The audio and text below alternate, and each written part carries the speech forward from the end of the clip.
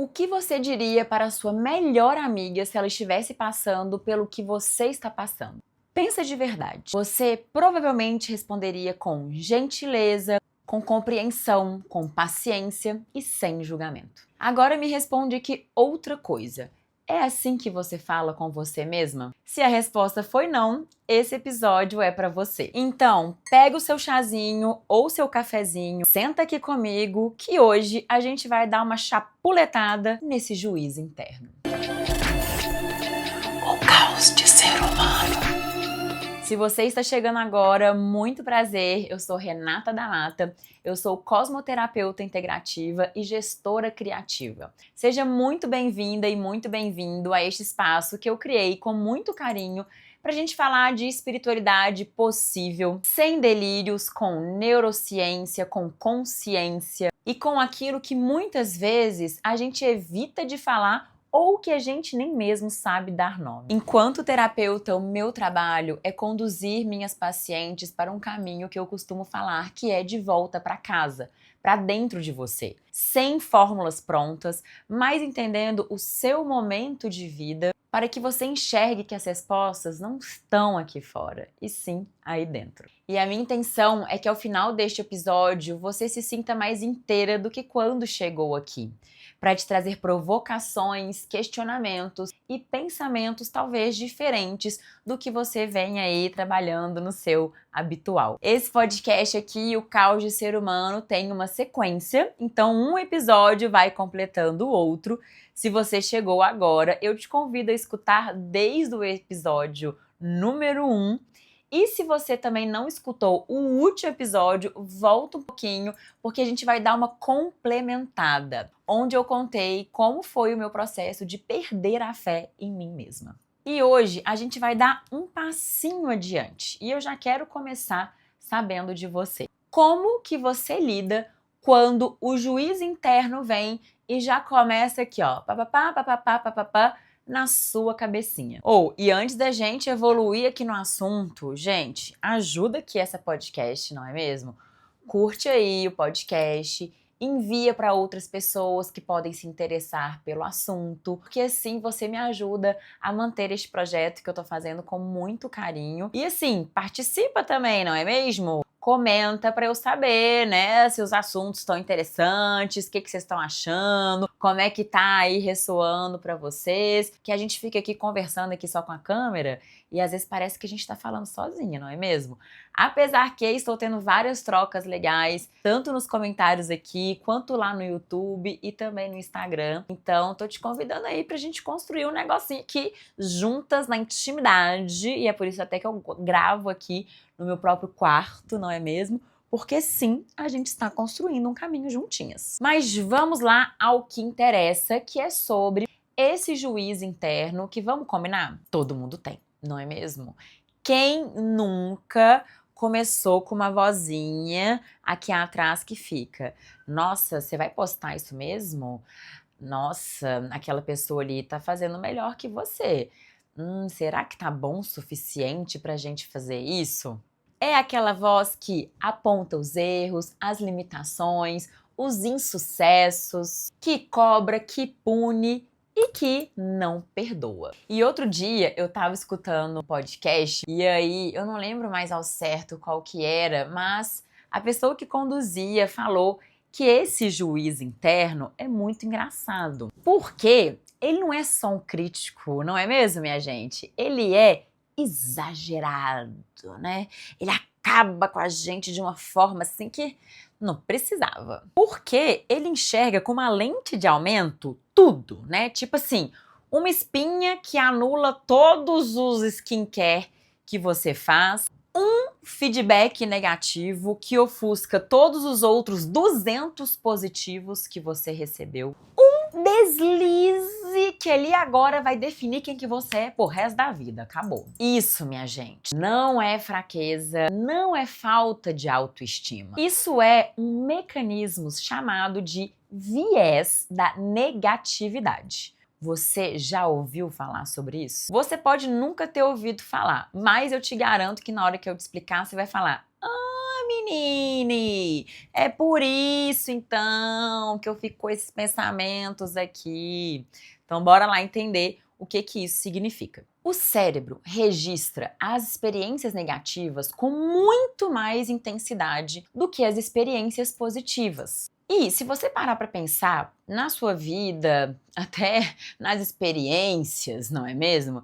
É muito mais comum que a gente lembre daquilo que aconteceu com a gente de ruim do que bom, né? Não quer dizer que apaga, tem vezes que apaga sim, mas aquilo marca muito mais a gente. E esse mecanismo, ele é muito importante, não é mesmo? Foi ele que ajudou a gente a sobreviver aos leões lá da selva, quando a gente ainda era um cortezinho aqui, porque a luz apagou e eu esqueci aonde eu parei. Mas bora voltar aqui onde interessa. Tem essas questões, não é mesmo, gente? Quem grava em casa, sozinha e faz tudo, mas tudo bem, é isso aí, bora pro assunto que interessa. Então tá, a gente entendeu que esse sistema foi importante para salvar a gente dos leões. Porém, esse mesmo sistema amplifica as situações imaginárias, ou seja, as coisas que esse juiz interno insiste em ficar tagarelando aqui na nossa cabecinha. Tipo, o julgamento dos outros, a possibilidade de falhar, a possibilidade de ser o quê? Imperfeita! Olha só para você ver, não é mesmo?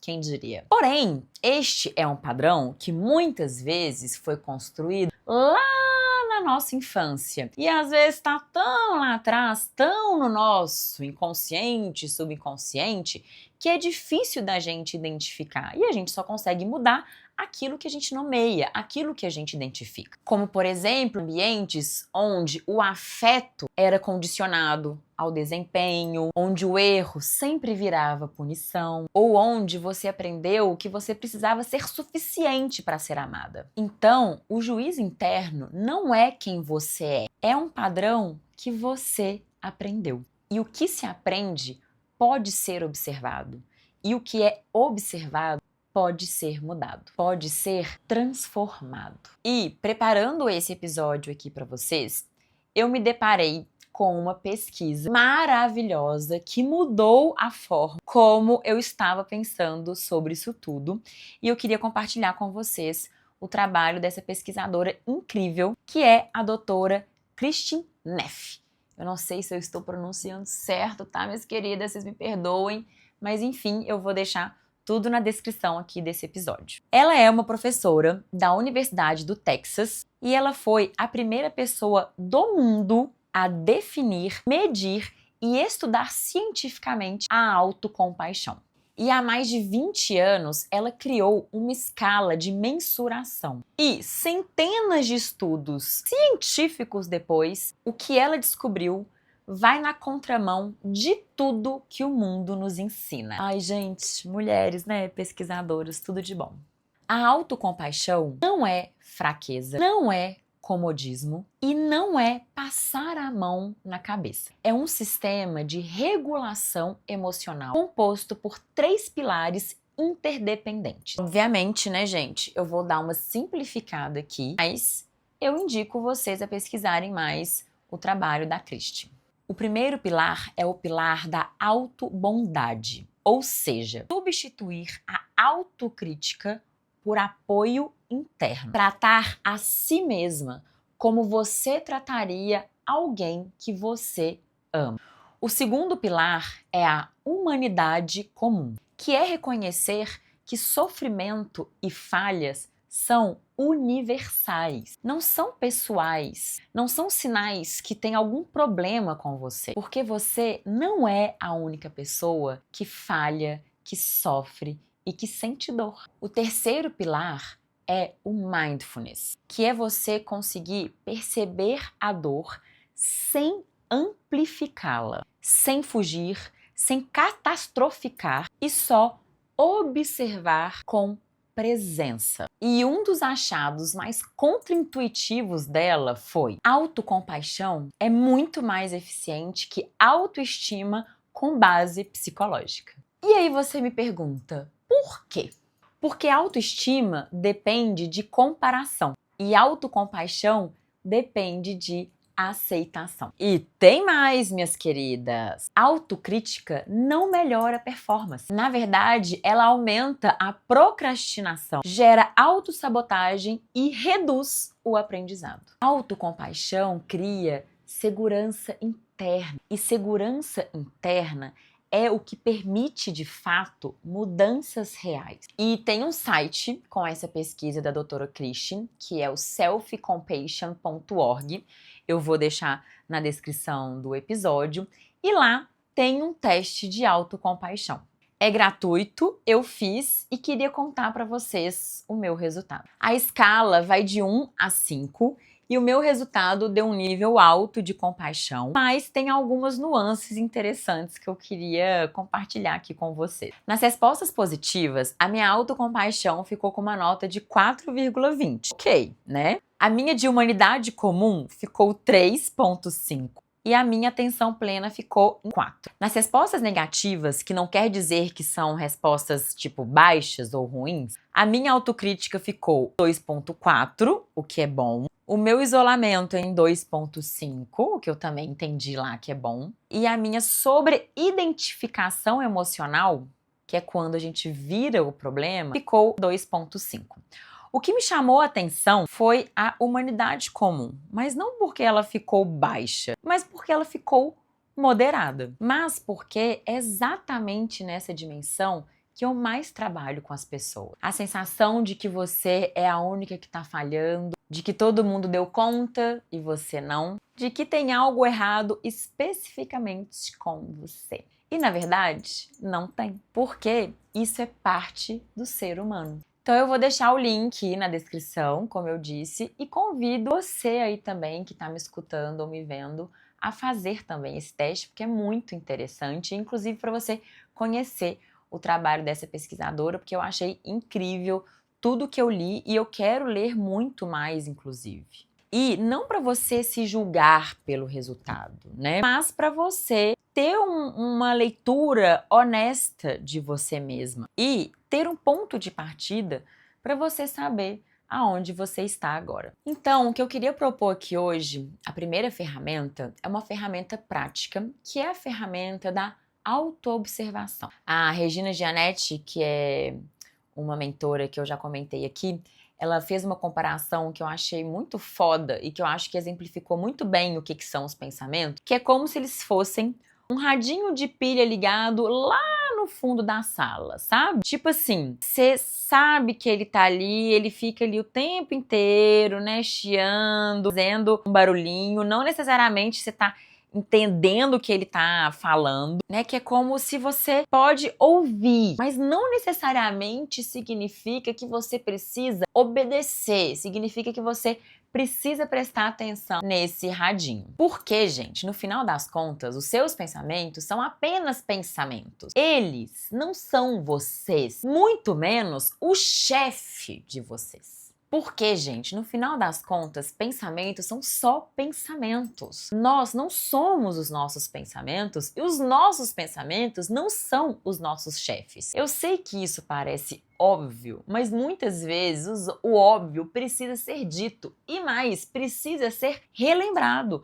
Porque a gente esquece, a gente fica ouvindo esse juiz interno nos julgar, nos colocar para baixo, nos cobrar e nos colocar como a pior pessoa do mundo. E o convite aqui é, quando esse juiz interno aparecer, eu quero que você observe. E aí, ao invés de entrar nele, né, como se ele fosse seu chefinho, você parar e só observar. E chegou, olha lá, o juiz interno tá aqui, ó. Vamos ver o que esse juiz está me falando aqui agora. Então, observa esse juiz interno. Sem brigar, sem se defender, apenas observa assim, ó. Pode ser até de rabinho, de cantinho de olho assim. Deixa eu ver o que esse juiz interno hoje vai me julgar aqui, vai me chicotear. Por quê?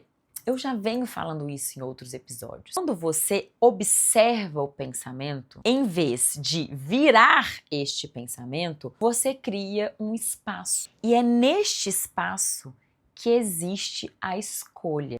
E atenção, você pode julgar o próprio julgamento, né? Tipo, De novo, já vem o juizinho, a juizinha aqui me criticar, entendeu? Então usa a mesma ferramenta que o juiz interno. E quando você se propõe esse processo de observar, não significa que você vai parar de se julgar, não é mesmo? Mas a prática não é de perfeição, mas é de gentileza com o processo. Então, você viu o julgamento? Isso já é consciência. E consciência já é diferente. A segunda ferramenta é a que eu abri este episódio. Nas minhas sessões terapêuticas, quando a minha cliente ou meu cliente chega lá se julgando muito, com esse juiz interno muito aflorado, eu faço a seguinte e simples pergunta: você trataria a sua melhor amiga como você está se tratando? O que você diria para sua melhor amiga se ela estivesse passando exatamente pelo que você está passando agora na sua vida?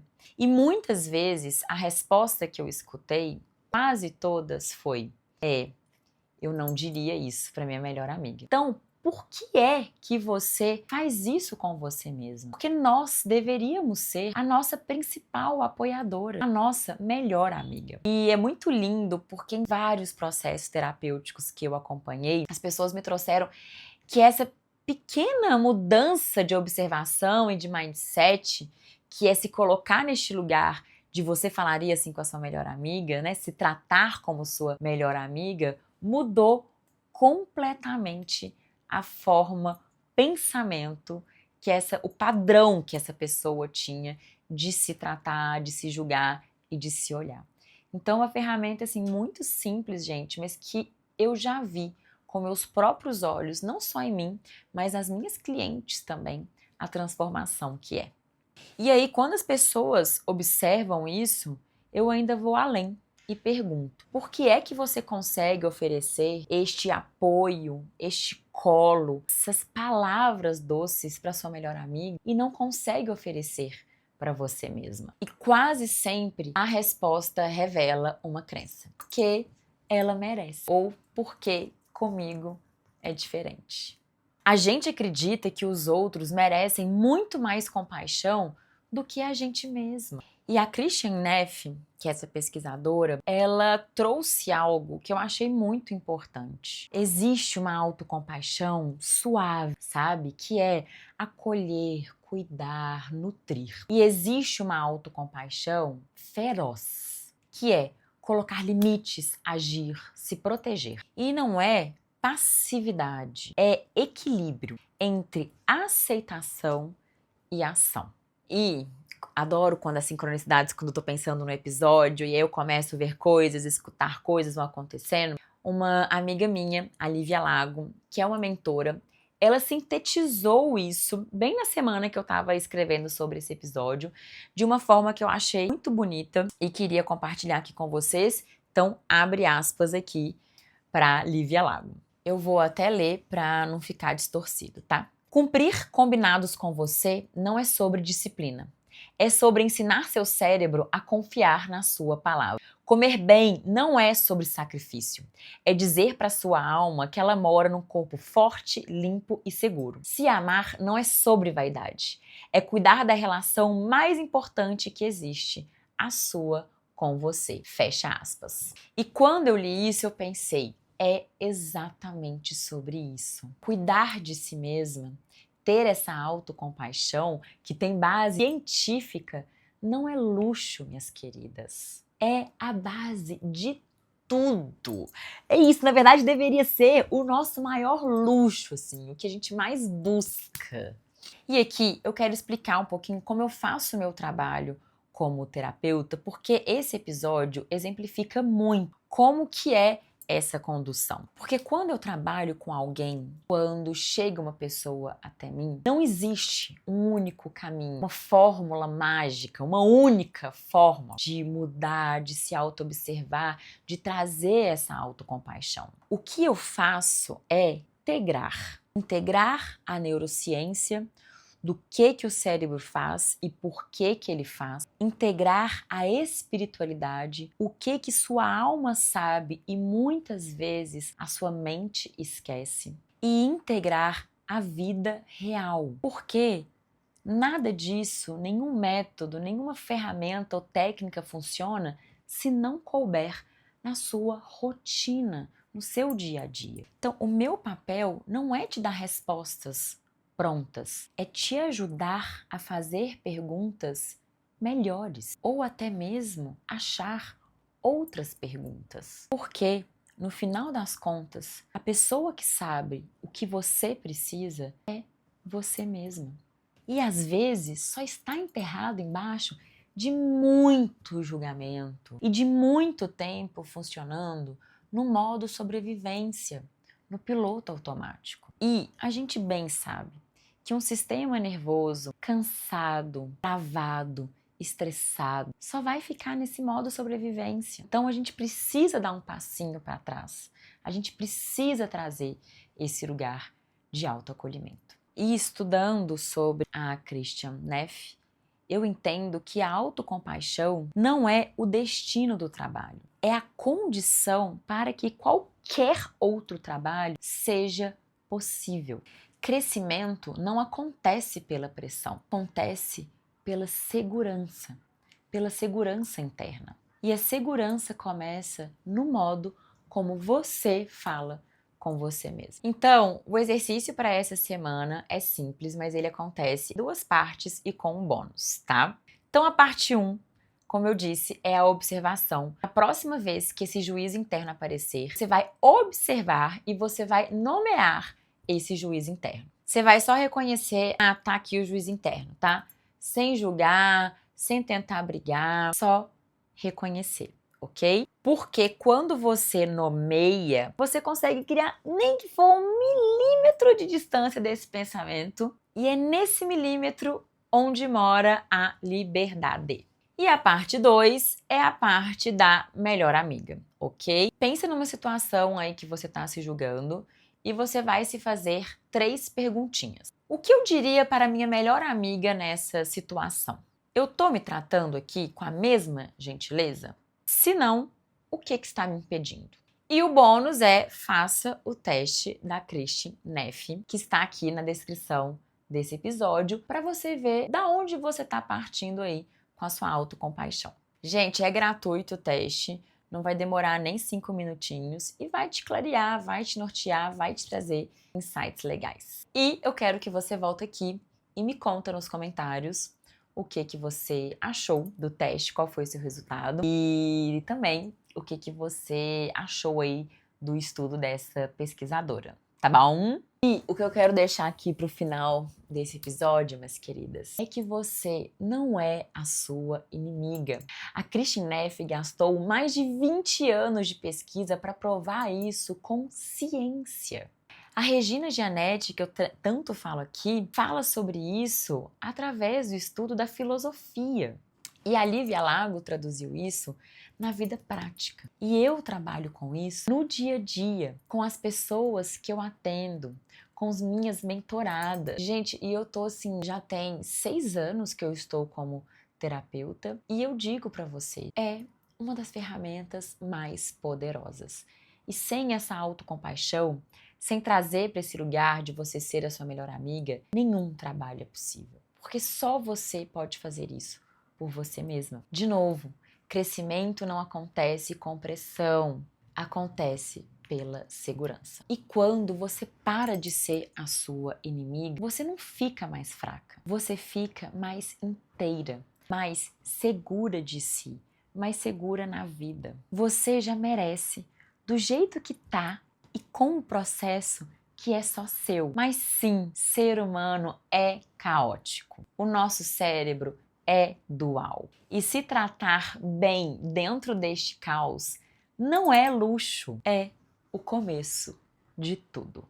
Então, minhas queridas, me conta aqui no comentário como é que esse episódio ressoou para você, se vocês fizeram o teste ou não, o que vocês concordam, o que vocês não concordam, o que vocês conseguem fazer, não conseguem fazer, e se você, na maioria das vezes, é sua melhor amiga ou a sua pior inimiga. E eu quero ler de verdade, eu adoro acompanhar, eu leio todos os comentários no Spotify, no Instagram, no YouTube.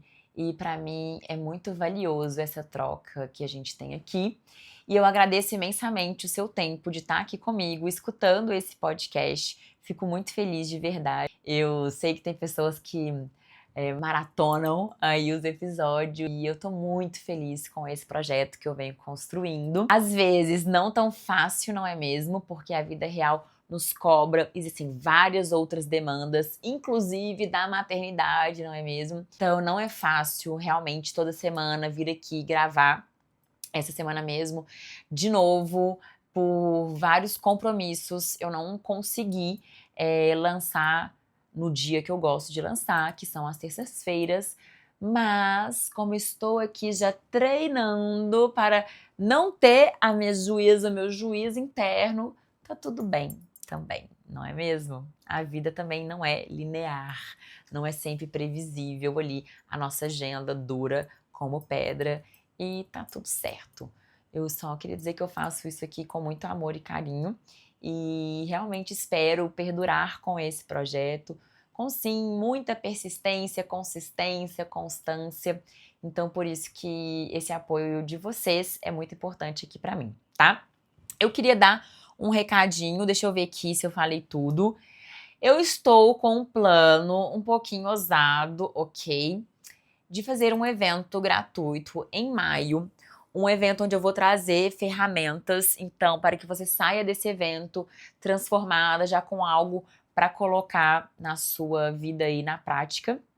E a ideia é que ao final deste evento eu abra a minha agenda, que não é sempre que eu abro, para a minha mentoria que chama Imersão Cósmica do Ser, onde eu fico com você durante 2 meses, um encontro a cada semana, e a gente vai entrar profundo, a gente vai fazer literalmente um mergulho, então a gente vai imergir para depois emergir nas suas questões e no seu momento atual de vida, através de técnicas da espiritualidade, do mindfulness e da neurociência, tá bom?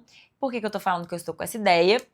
Porque até então, né, eu quero lançar a mentoria e eu vou ficar com vocês 2 meses, mas estão acontecendo outras cositas aqui nos bastidores e eu ainda preciso entender se eu vou conseguir sustentar esse tempo e este campo, tá? Mas tô sendo aqui muito sincera com vocês, tá, gente? Que a gente já tá criando intimidade aqui chegando nesse 10º episódio, não é? Uma dezena já não é uma vitória? Não é? Pra mim é, tá bom? Então, lembra de compartilhar esse episódio aí com a sua melhor amiga que está precisando se tratar com a melhor amiga e não ficar só esperando a melhor amiga falar com ela que ela é linda, maravilhosa, poderosa, empoderada e tudo mais. E a gente encontra na semana que vem, tá bom? Beijos, tchau, tchau e até semana que vem.